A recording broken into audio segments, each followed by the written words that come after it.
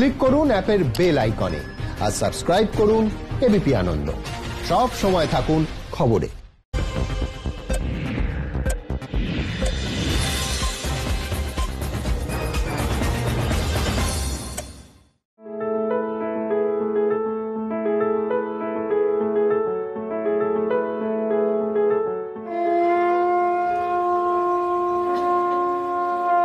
তো দীপাবলি আর সেই সঙ্গে ভাইফোঁটার শুভেচ্ছা দেখেই বুঝতে পারছি এবং সমস্ত দর্শককুলকে আমি উৎসব শুভেচ্ছা জানাই।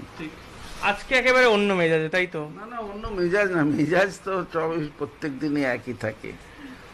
একটা অন্য দিন, বোনেরা ফোঁটা দেয়।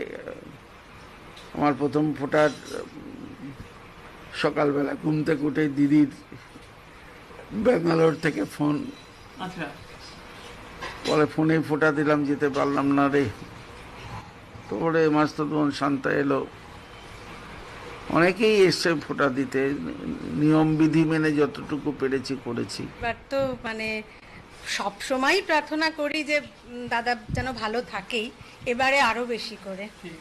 তার মধ্যে দাদাকে আরো, এখন তো অনেক বড় কাজ টাজ পড়ে আছে, তো সুস্থ না থাকলে চলবে না, তাই জন্য আরোই বেশি করে সুস্থতা কামনা করি। না খুব একটা কিছু করে উঠতে পারিনি, যেহেতু এই প্যান্ডেমিক সিচুয়েশনে খুব একটা কিছু করা হয়নি। আর তাছাড়া দাদা কিছু খায় না, ওটা পাতের সামনে রাখতে হয় প্রথা, সেই জন্য রাখা। বিজেপির হেস্টিংস অফিসে ভাইফোঁটা আমরা দেখতে পাচ্ছি যে দিলীপ ঘোষ রয়েছেন, তিনি ভাইফোঁটা নিয়েছেন। দিলীপকে আপনার থেকে জানতে চাইবো যে কোনো বছর এরকম ভাবে তো ভাইফোঁটা হয় না, একসঙ্গে সবাই উপস্থিত রয়েছে, আপনারা নেতারা রয়েছেন, এবছর সেটার বিশেষত্ব কি? প্রতি বছরই ফোঁটা হয়। আমার বাড়িতে গিয়ে মহিলা মোর্চার যারা কার্যকর্তা ফোঁটা দিয়ে আসেন বা প্রেসিডেন্ট, এবারে আমরা ঠিক করেছিলাম যে নতুন কার্যালয় হয়েছে, বড় জায়গা আছে, এখানে সবাই মিলে বসে একসঙ্গে ফোঁটা নেব। বোনেরাও এসছেন, পার্টির যারা বরিষ্ঠ নেতারাও এসছেন, তো একটা উৎসবের আকারে এটাকে আয়োজন করা হয়েছে। আমি রয়েছি সুব্রত মুখোপাধ্যায়ের সঙ্গে, তিনি বোনের বাড়িতে, একসঙ্গে অনেকে মিলে ফোঁটার অনুষ্ঠান চলছে। সুব্রত, সবে ফোঁটা শেষ হয়েছে, আমি দেখছিলাম কিছুটা মিষ্টি খেয়ে এবার আতা মানে ফলের দিকে নজর দিয়েছেন। মানে ভাইফোঁটার বোধহয় আমাদের ছোটবেলা থেকে সবচেয়ে আকর্ষণ ছিল বোধহয় এই প্লেটটাকে ঘিরে। হ্যাঁ নিশ্চয়ই, তার কারণ এদিনই খুব যত্নার্থী হয়, মানে খাবার দাবার পর্যাপ্ত দেয়, মিষ্টি জাতীয় বেশি, সব মিলিয়ে এটা ভাইদেরই দিন এবং আমরা সারাদিনই খাই এখানে।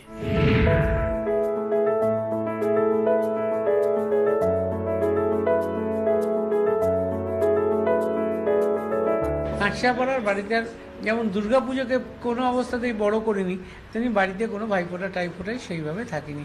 আমরা এইখানেই এসেছিলাম, আমাকে বহু পেশার মানুষ যারা সিনেমা করেছেন, অঞ্জনা বসু থেকে শুরু করে অনেকেই এসেছিলেন, তারা পরম স্নেহে পরম ইয়েতে আমাদের ভাইফোঁটা দিয়েছেন।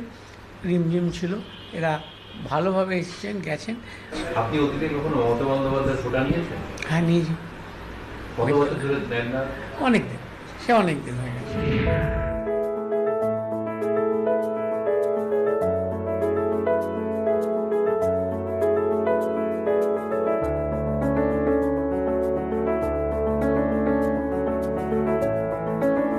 বাঙালির যে স্বাদ সেটা আমার অত্যন্ত প্রিয়, কিন্তু কাজের জন্যে সেটা সম্ভব হয় না, কিন্তু চান্স পেলেই আমি এইরকম সাজি এবং এটা আমার স্বাস্থ্যে ভাল লাগে। যদিও আজকে ভাই তৃতীয়া, কালকেও প্রতিপদেও অনেক বোনেরা আমাকে ফোঁটা দিয়েছেন, তো এটা আমার কাছে একটা অন্য দিন। আমার নেত্রী, তারও আশীর্বাদ পাই আজকের দিনে, এটা আমার কাছে অত্যন্ত গর্বের এবং আমি এই দিনটার জন্য অপেক্ষা করে থাকি সারা বছর।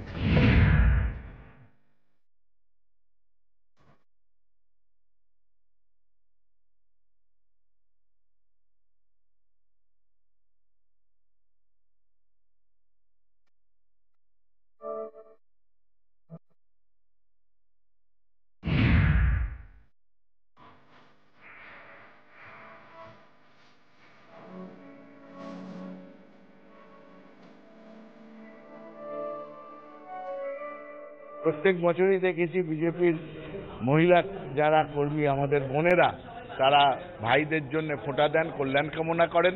এই বছরের তাৎপর্য হচ্ছে সামনে বিশাল লড়াই, সামনে ধর্মযুদ্ধ, কুরুক্ষেত্রের লড়াই।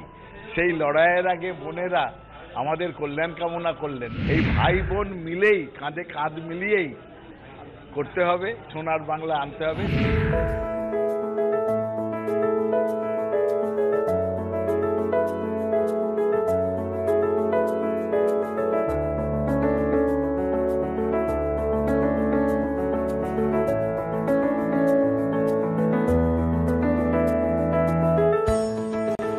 আমাদের সমস্ত দাদারা সাংঘাতিক লড়াই করে চলেছে এবং আপনারা দেখতে পাচ্ছেন যে ভীষণ অন্যায়ভাবে তাদের ওপর একটা অ্যাটাক আসছে। দিলীপদার ওপরেও দুদিন আগেই সাংঘাতিক একটা অ্যাটাক হয়েছিল। সুতরাং সবকিছু থেকে যাতে ভগবান আমাদের দাদা এবং ভাইদের যাতে রক্ষা করেন, সেই জন্য আমরা সমস্ত মহিলা মোর্চার বোনেরা, দিদিরা সবাই এসেছেন, আমরা ভাইফোঁটা পালন করলাম। আপনাকে ভাইফোঁটার অনেক শুভেচ্ছা। আমি খেয়াল করছিলাম আপনার নাতি নাতনি সবাই ছিল, আপনি ভাইফোঁটা নিয়ে যতটা উৎসাহী মনে হচ্ছিল যেন একদম অল্প বয়সে তো একেবারে কিশোর শোভনের মতো করছিলেন বোধহয়। তাই কি হয় প্রত্যেক বছর? প্রত্যেক বছর তাই হয়। এবারের একটা অদ্ভুত ব্যাপার হচ্ছে যে এবার আমরা 3 জেনারেশন এক জায়গায় আছি। আমি, আমার দাদা একটা জেনারেশন, আমার ছেলে একটা জেনারেশন, আমার নাতি একটা জেনারেশন। 3 জেনারেশন একসঙ্গে আমরা নিচ্ছি, কি বলে, ভাইফোঁটা নিচ্ছি।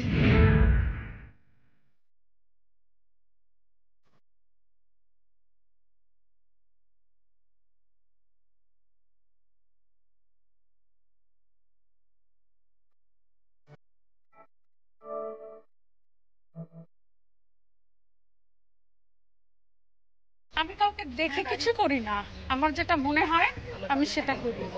আজকে কালীঘাটে মন্দিরের বাইরে দেখবেন অনেক লোক খুব আশা নিয়ে বসে থাকে, তাকিয়ে থাকে যে সবসময় তো আমরা মায়ের কাছে আসি, কিন্তু মা ছাড়াও যারা মাকে বাঁচিয়ে রেখে দিয়েছে চারপাশে, মাকে তো জীবিত করে রেখে দিয়েছে এই অঞ্চলের লোকেরা, আজকে তাদের সঙ্গে একটুখানি সময় কাটাতে এসছি।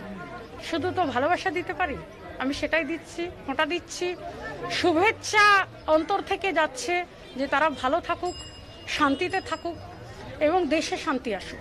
হঠাৎ জানতে চাইবো যে আজকের দিনটা ঠিক কিভাবে পালন করে? দেখুন, আমি গণ ভাইফোঁটা দিই না। আমি একদম বাড়ির এই রিচুয়ালসটা ভাইফোঁটার দিনটা শুধুমাত্র নিজের ভাইদের বা সম্পর্কিত কোনো ভাই যদি আমার এই বাড়িতে উপস্থিত হয় তাহলে আমরা সাধারণত আমি ভাইফোঁটা দিয়ে থাকি। কিন্তু ভাইয়ের যে ভাইফোঁটার যে উপলক্ষ, অর্থাৎ ফোঁটা দেওয়া, খাওয়া দাওয়া, দুপুরবেলা প্রথম পাতে ঘি দেওয়া খাওয়ার সময়, সেগুলো যা যা আমাদের উপাচার আছে বিভিন্ন রকম ভাইফোঁটা উপলক্ষে, সেটা ভাইকে আমরা প্রথমে যেমন সকালবেলা ফোঁটাও দিই, আশীর্বাদ করি, সবাই আমার ছোট, আর তেমনি খাবার সময় ভাইয়ের প্রথম পাতে ঘি দিয়ে আমরা আজকের দিনটা একটু আলাদা। আমরা সরাসরি কথা বলে নেব সুজন চক্রবর্তীর সঙ্গে। ভাইফোঁটা আমাদের সমাজে খুবই একটা উৎসবের মনোভাব। পাটুলি শ্রমজীবী রান্নাঘরে এখানে আমাদের কর্মীরা, শ্রমজীবী মানুষ সহ রোজ এই শ্রমজীবী রান্নাঘরে কাজে যেভাবে ব্যস্ত থাকেন, ওরা নিজেরা ঠিক করেছিলেন যে এবার শ্রমজীবী রান্নাঘরে একটা ভাইফোঁটা করবেন। যে কারণে আজকে এই এলাকার সমগ্র শ্রমজীবী মানুষকে ডাকা হয়েছে। বোনেরা, মহিলা সংগঠন মুখ্যত, তারা ভাইদের খাওয়াবেন।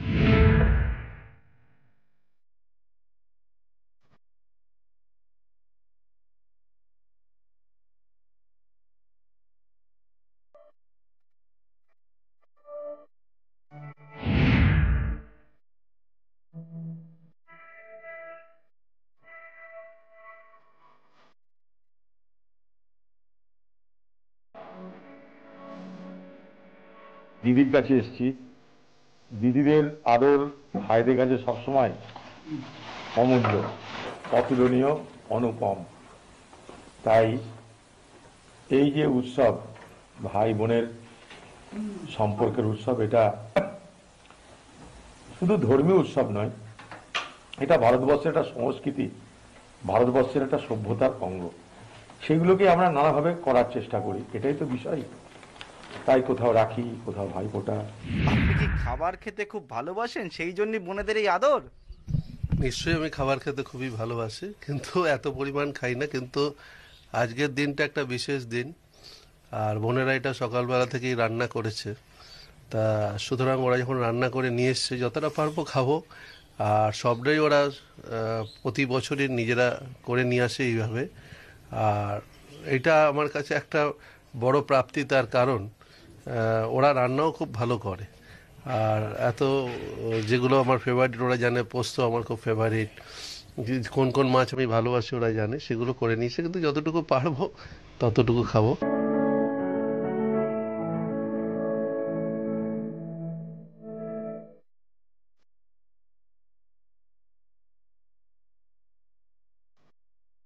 আপনাদের সকলকে জানাই ভাতৃদ্বিতীয়ার শুভেচ্ছা। সব থেকে বড় কথা, এই পরিস্থিতিতে সুস্থ থাকুন।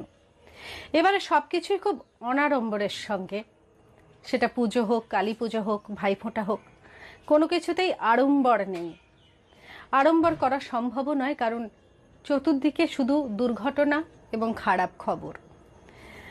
এই পরিস্থিতিটা আমরা কাটিয়ে উঠতে পারি, এটাই হচ্ছে সব থেকে বড় চাওয়া। এখন সামনের বছরের ভাতৃদ্বিতীয়ায় যেন সবাই খুব আনন্দ করে কাটাতে পারে, আমরা সবাই যেন একে অপরের সঙ্গে দেখা করতে পারি, এইভাবে লুকিয়ে নয়, এইভাবে ভয়ে ভয়ে নয়।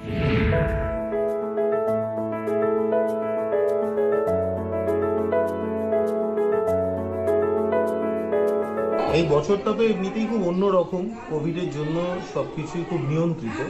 ফলে এবারও ভাইফোঁটা আমরা যেভাবে করি অত হই হই হচ্ছে না। দিদিরা এসেছে, ভাইফোঁটা হয়েছে, আমার ছেলে ঝুঝুকে ভাইফোঁটা দিয়েছে মাম এবং আমার মা। ফলে একদম উৎসব থেকে দূরে রয়েছি তাও নয়, সবাই মিলে আজকের দিনটা কাটাবো সোশ্যাল ডিস্টেন্সিং মেনে।